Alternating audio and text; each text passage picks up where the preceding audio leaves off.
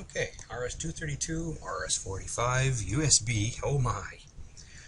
So we're going to talk about the different serial and USB, the different communications methods for computers, and we're also going to talk a little bit about Windows and the way things work inside of Windows. So to begin with, we're going to look at USB. So USB, they have different types of connectors, but they're all USB. So type A, type B, micro USB, mini USB, but it's all the same thing. Okay, they're just different connectors. Don't be afraid that, well, my device has got a different connector, so it's going to be not USB or something else. USB is USB. USB stands for Universal Serial Bus. You can put a maximum of 127 devices on a Universal Serial Bus. Now, a Universal Serial Bus is something that's internal to your computer as well as external through the ports. If you plug in something called a USB hub, you extend that Universal Serial Bus. Think of it as just a piece of wire that you hang stuff off of. You connect a bunch of things to. So USB supports a maximum of 127 devices. So that solves problems for multiple devices because originally computers didn't have the method to connect multiple devices up to the systems.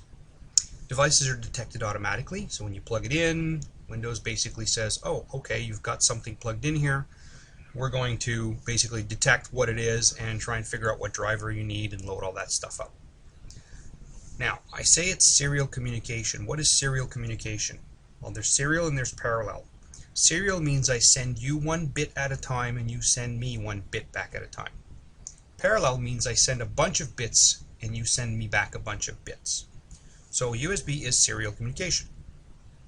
Plain and simple, maximum 15 feet. Now I say with no additional hardware because a lot of people say, well, I can add USB serial, I can add USB boosters on that, I can add hubs and stuff. Yes, you can, but that's additional hardware. Straight out of the box, cable from the computer to whatever you're talking to, maximum 15 feet. Maximum 500 milliamp current from the computer, which is not a lot. Now there's three standards out there. There's USB 1, which was really slow, 12 megabits, which is the amount of data that you can flow through that cable at any one time. And then there's USB 2, which is the most widely adapted standard at this point, which is 480 megabits. And then there's USB 3, which is fast, 5 gigabits, plus it increases your current rating that you can support up to 900 milliamps, providing your computer can deal with it. Most laptops cannot. So, this is the difference. They're all 15 feet though. None of them, notice I didn't say any of them increased that distance. So, devices change for change address for every port. What that means is if I plug a device into one USB port, it's going to have a particular address, so in this case a COM port or a device address number. When you take that USB cable and plug it into a different USB port, the computer says, this is a new device, I've never seen it on this USB port before, and it's going to change the address. It's going to call it something different, it's going to talk to it differently. So if you move your USB to serial adapter from one port to another, your COM port address changes. Some of you have USB hubs. So I plug my USB hub into my USB port on my computer, and then I plug all my devices into my USB hub. If I forget which device goes into which port in the USB hub, and I change it, the addresses will change. If I change the USB port that the hub is plugged into, on my computer that is, everything changes as well. So if I got 5 devices plugged into a hub, and I plug the hub into USB port 1 on my computer, those 5 devices get a series of addresses. If I take that USB hub and plug it into port 2 on my computer, all 5 of those devices that are in that USB hub will all get new addresses. It's just the way Windows works.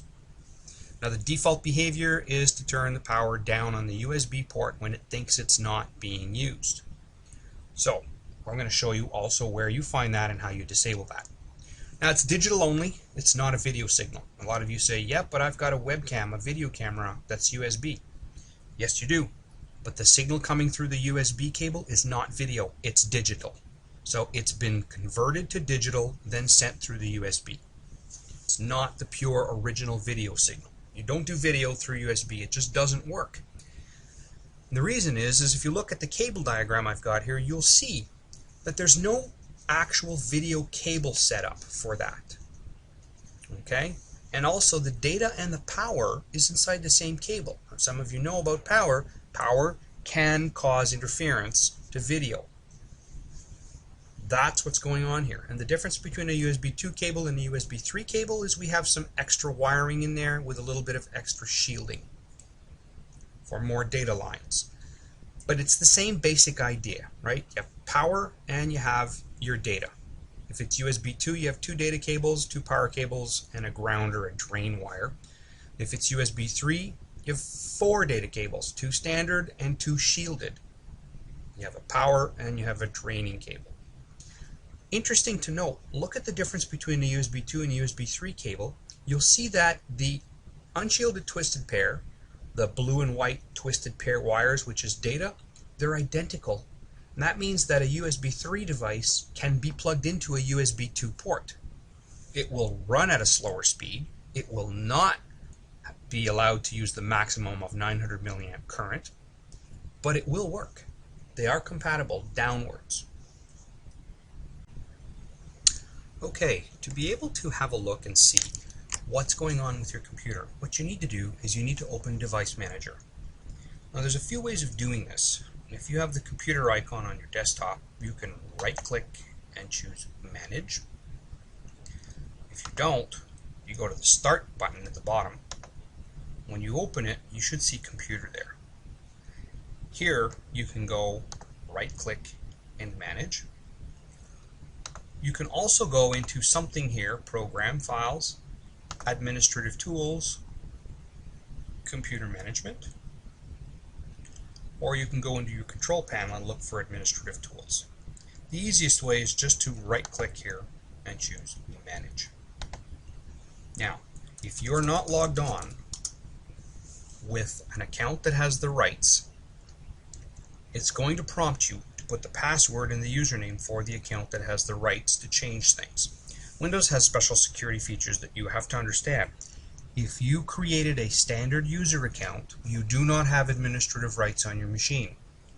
You then must elevate privilege to get these rights. Now, we're not going to discuss that here because this has nothing to do with what we're talking about. But if you look it up, you will find it. So the key here is Device Manager. When you go into Device Manager, you will see all kinds of different devices. Now, you'll notice that I do not have COM ports here, and we're going to look at COM ports a little later. What I want you to understand, though, is that by default, Windows has a power saving feature that allows it to turn the power down or turn the power off on USB ports, especially on laptops, when it thinks they're not being used. This causes a problem because then the software and the camera, once in a while, because they're taking a break, maybe your integration is set really long or you've turned integration off and you're looking at your image, Windows can say, oh, you're not using this USB port, I'm going to turn the power down. Problem is the software doesn't know this, and when it tries to send a signal back out the USB port, things don't work anymore. I'll show you where you go. So you find Universal Serial Bus Controllers. You expand that node, and you'll have all kinds of different entries here. What you need to do is look at every single one, because every one of them can be controlled separately. So if I right-click on the first one, and I choose Properties, you'll see I have a Power Management tab. If I go to Power Management, now I've disabled all mine, but normally this would be checked. Allow the computer to turn off this device to save power. You don't want that. So you remove the checkbox like I've done here. You go to the next one and do the same thing. Now, you're going to see some devices do not have power management. This one doesn't. That means the computer can't turn the power off, so don't worry about it.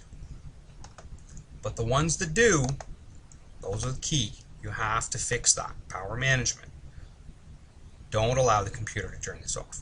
There's a couple of other things too that you can do is that while devices are plugged in, you can actually go into the power and it will tell you how much power is being used. Notice it's 500 milliamp is maximum, right? So we have issues with laptops that do not have enough current to power certain USB devices, which is why we always talk about using a USB hub. And we'll talk about that separately. But for now, all you have to worry about is this. It's the power management on the USB ports. You have to tell Windows You can't turn the power off just because you think I'm not using them. You want them on all the time. Now for a laptop, this could be a problem when you're running on battery, but a lot of people do not run on battery out in the field with their laptops because the battery will die. They usually have some sort of separate power. And that's pretty well how you get into your device manager. And we talk about USB and what happens with USB and how you have to tell Windows to not turn the power down when it thinks you're not using those hubs. Now we look at RS-232C. Why is it called RS-232C? It's called Recommend Standard number 232 Revision C. So there's a board that creates standards, and they basically put the standard together.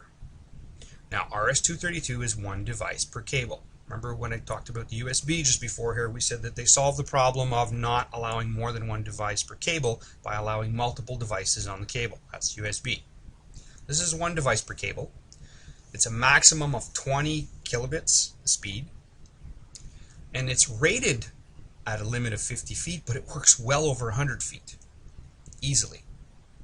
And we're talking about 3 volts. USB cables are 5 volts. Standard computer 5 volts all the time. This is 3 volts, a little bit lower voltage. All you really need are 3 pins. Pin 2 is a transmit, pin 3 is a receive, and pin 5 is a ground. So that means that the computer sends the signal out through one pin and receives the signal through another pin. Some people will say, well, how come I'm reading but I'm not being able to write? Well, because the transmit pin may be broken, the cable may be broken on that side, and the receive cable is still working. Or the opposite, I can transmit, I can't receive. So there's some of the things that could happen there. This is RS-232. Then we have RS-485, which is Recommend Standard number 485. It's also known as TIA 485, and don't worry about these different acronyms. They're all the same thing. It's okay.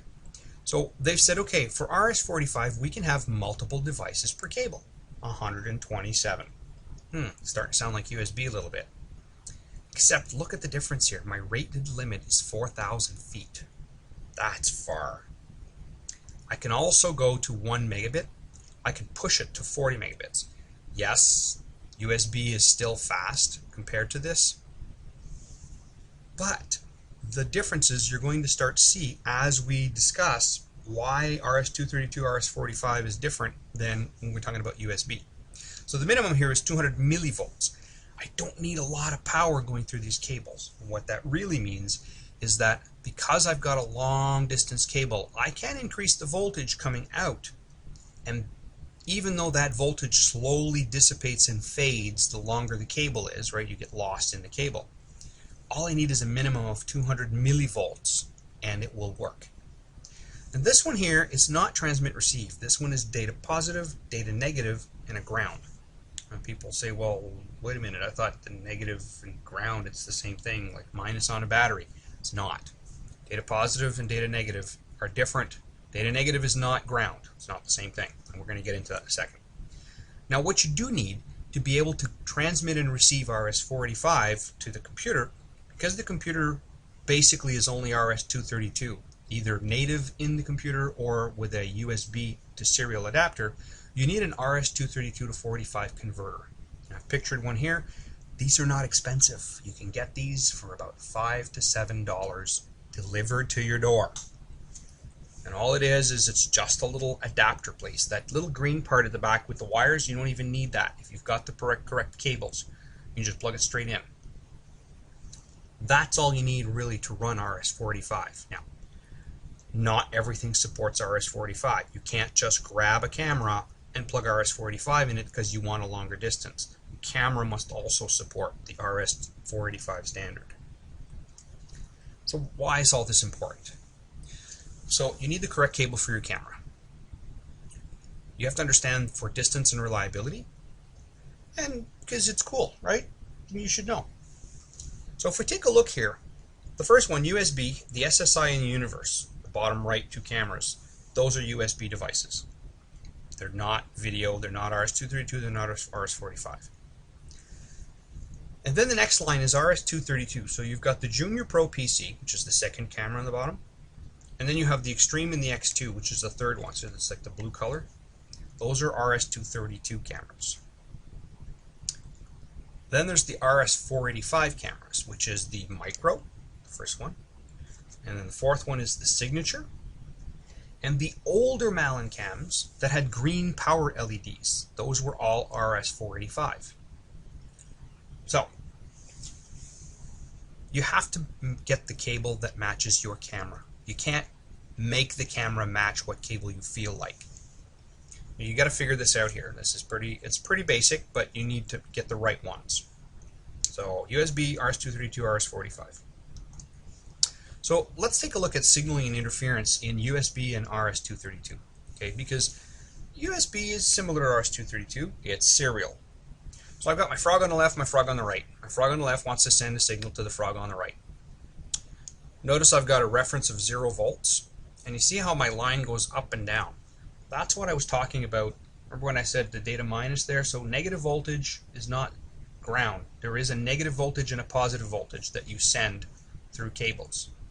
So the signaling goes like this. I want to send ones and zeros. Computers speak in ones and zeros. It's serial, right? So it's 1 bit at a time. So I want to send a 1. So what I do is I bring the voltage up to 5, wait a few seconds, and then drop it down. There's my 1. Then I want to put I want to send a 0 down the computer line. I bring the voltage down to -5. I wait a few seconds, bring it back up. Now it's less than a few seconds, it's actually milliseconds, but for the explanation here we're just going to make it this way so it's clear.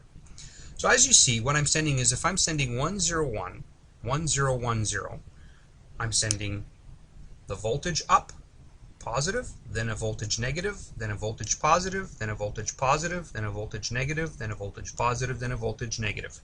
The other little frog says, okay, I got it. 10111010. Life's good. Then my aliens come in and they zap my cable with a ray gun. So the frog on the left is sending 101, 1010. I'm sending 5 volts positive, 5 volts negative, 5 volts positive, 5 volts positive. I wanted to send 5 volts negative because it was a 0, but the problem is this interference is increasing the voltage on the wire. It's inducing a voltage on the wire. So what I end up sending is 4 volts positive. Then the next one, where I wanted to send a 5 volt positive, I end up sending, I don't know, maybe a 12 volt positive. And then the final one, where I wanted to send a 5 volts negative, again, that interference is inducing an extra voltage boost on the wire, and it's boosting that to 4 volts positive. So what does the guy on the right see? Well, he sees 101111. That's interference. USB and serial connections are subject to this. You can have this problem. It's not right. Now let's look at RS-485. So RS-485 is a voltage differential measure. It's not a I want to send plus 5 volts or I want to send minus 5 volts. RS-485 says when I want to send a 1, the voltage on the data plus line has to be higher than the voltage on the data minus line. So to send a 1, I need to send plus 5 volts on the data plus line and minus 5 volts on the data minus line. The opposite is true for a 0. When I want to send a 0, the voltage on the data plus line must be less than the voltage on the data minus line. So what do? I send a minus 5 volts on the data plus line and a plus 5 volts on the data minus line. Voltage difference is measured. That's how I get my 1s and 0s. So again, as you see, the voltage difference, the data plus line has a higher voltage, that's a 1. The data plus line has a lower voltage. Well, we're all talking reference to data minus, not line now here. The data plus line has a lower voltage, it's 0. And then you go back to the 1 and the 1 and the 0 and the 1 and the 0. Again, the frogs are talking. Voltage differential is measured. Now let's bring our alien back in and zap the cable. What have we got? Well, data plus line has plus 5, data minus line has minus 5. Which one's got the higher voltage? The data plus line, that's a 1. Same thing goes through for the next one. Which one has the lower voltage or the higher voltage? The data minus line has the higher voltage. That's a 0. And I do my 1 again, and I do my 1 again. Now here's where I get my interference. This is supposed to be a 0, which means the data minus line should have a higher voltage than the data plus line. Because the interference is affecting the cable, both voltages go up. But because the voltages, the differences are still correct, I'm still getting a 0, right? The data minus line has a higher voltage than the data plus line. Same thing goes with the next one. The data plus line has a higher voltage than the data minus line. And then the final one. So life is good because even with interference, I'm still getting the correct numbers. So RS-485 signaling is better because of the way it works. So a lot of people don't like that. Oh, why do you have to do RS-485? RS-485 is the best communication method to reduce and remove interference.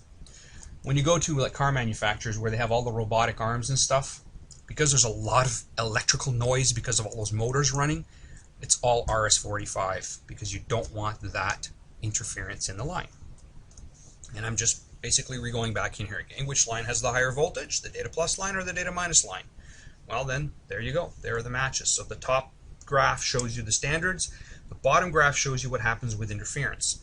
You still have the correct differential between the data plus and data minus lines. You can still see it, even with interference adding to it. So RS-485 is better for communicating with equipment, especially over long distances. So USB port quirks.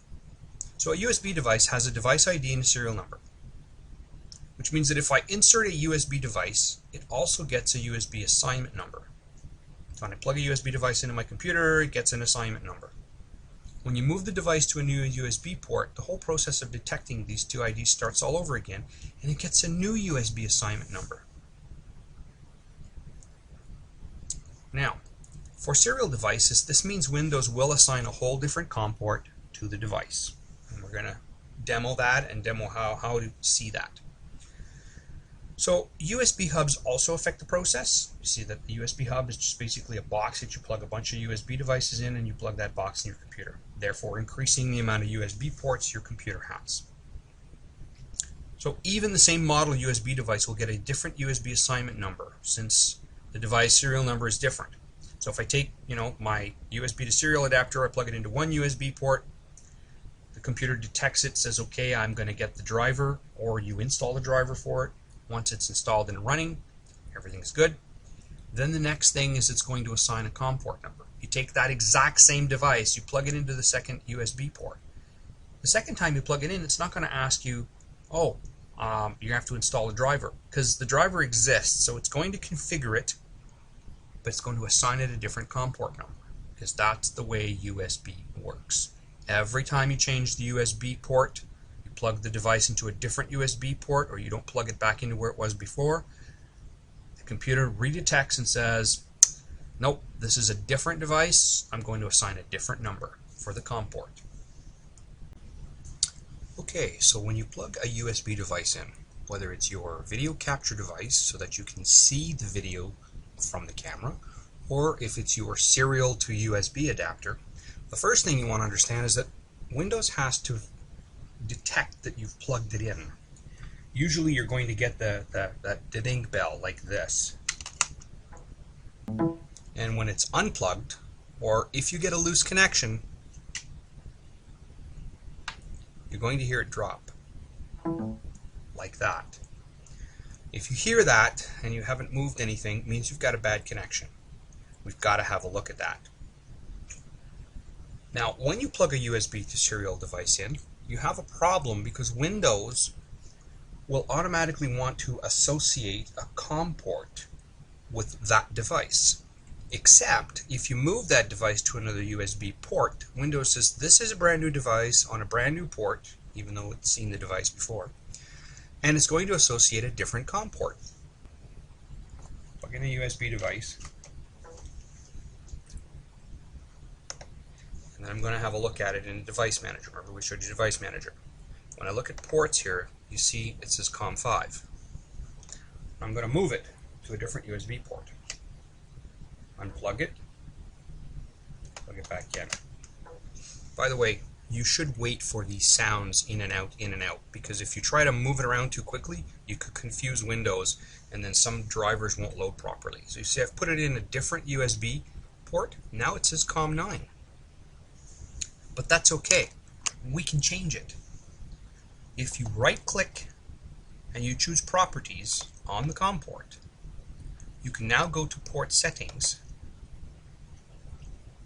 Now these numbers here, by the way, don't worry about them, okay? Because the software will automatically configure the port to the settings it needs when it's time to communicate. This is the default that it starts up at, but it has nothing to do with what the software is going to use. So some people automatically think, well, you know, the camera runs at 9600 baud or bits per second, so this is wrong. This will not make any difference. The software will configure the port when it opens the port, and when it closes the port, it just reverts back to whatever this default is. So we hit Advanced, and now here you can change your COM port number. You see you can choose all kinds of different ones. You also see that some of them are saying in use, but that's okay. See COM10 in use?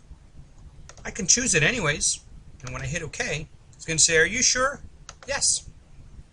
And when I go back out, it's COM10. Even if it says in use, you can still use it. You just change it. However, remember, if you have multiple COM ports listed here, because you have 2 or 3 USB to serial adapters, or perhaps you have a physical adapter in here, they each have to have a different COM port number. If you assign the same COM port number to all of them, you will have a problem. So all I'm saying is, if you have one and you want to change it, go in here, Port Settings, Advanced. Even if it says in use, you can still use it. Now, a couple of interesting things. Windows likes to reserve COM1 through to COM4, COM1, 2, 3, 4. You may have problems if you try to use one of those. So I would start, if you're using USB to serial adapter, I would start at COM5 and change it. So I'm going to just set mine back up to COM9.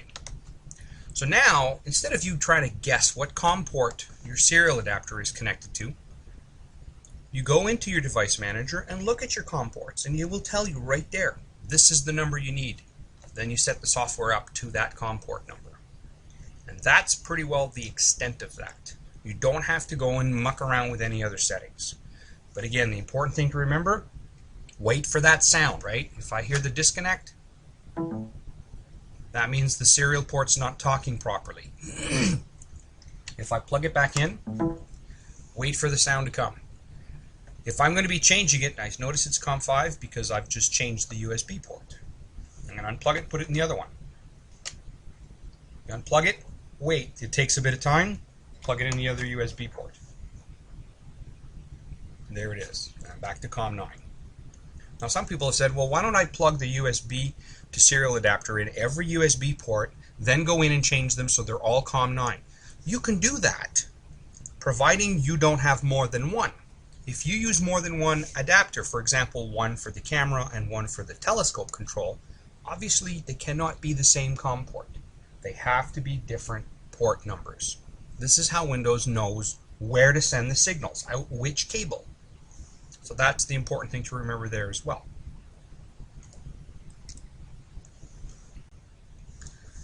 The other thing is Windows Vista, Windows 7, and Windows 8 Quirks. So there's a couple of things. So by default, users do not have administrative access to Windows, as I said. You can, when you install your Windows device or Windows computer, or when it's configured when you first start it, say that, you know what, I'm going to have administrative access. And depending on how the manufacturer has set up your installation process, it could give you that. But by default, users do not have administrative access to Windows. Windows tries to lock down certain areas to prevent viruses and malware from writing in there and prevent you from causing damage to your operating system if you delete the wrong file. So when you install a software, instead of just double-clicking the setup, try doing a right-click and to select Run as Administrator, as you can see in the picture here. What that does is it tells Windows, make sure when you're running this installation you have the highest level of privileges that Windows needs to properly install the software and configure it. Now I've said note, packages ending in MSI extensions do not need elevation, and pretty well all my setups are MSI packages, so they will automatically handle that for you. But setup.exe, files like that you see, even other software, always do a right click and run as administrator. It's always better because you're telling Windows, make sure you have all the rights to install the software correctly. Some people don't do this, and certain software do not install properly and they don't work right. The other thing is, like I said, because Windows doesn't give you full administrative access to everything, that means that you have to do something extra to be given rights to the operating system. The two important folders, or in this case here, depending on if you're running a 32 or 64-bit operating system, the two folders, or the one folder, would be program files and program files x86. If you're running a 64-bit operating system, you'll have both of those. They are write protected. This is where your programs are installed. This is where most of your applications live. Because they are write protected, if your software needs to write certain things into those folders as it's running, configuration files, my .mc files, something like that, Windows won't allow the software to write in those folders because it says, no, these are write protected. I can't let anybody write in here. This is an application. You shouldn't be modifying or changing the application. So it's going to stop anything from saving files or writing into those folders. You need to do something different. So Windows will handle this, and it will store those files somewhere else, and it will make them look like they're in the program files or in the program files x86. Problem is they're not really there.